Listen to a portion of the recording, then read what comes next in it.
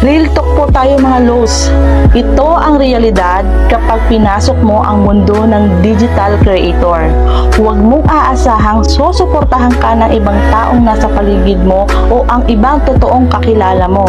Hindi yan sila magre-react sa mga post mo at malalaman mo pa na pinagtatawanan ka pa sa mga pinagagawa mo at pagpapakapuyat mo, makuha mo lang ang criteria na kailangan dito.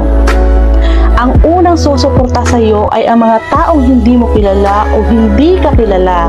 Sila yung tutulong sa iyo para maabot mo ang hinahangad mo. Sila yung mga kapwa natin, content creator. Yung mga kakilala mo, saka lang sila maniniwala kapag kumikita ka na dito. Yung dating dinededma ka at initsipwera ka, kapag nakita ka nilang kumikita na dito sa pagpapakahirap mo, bigla na lang yan magme-message sa iyo at kukumustahin ka na dati naman hindi nila nagagawa noon.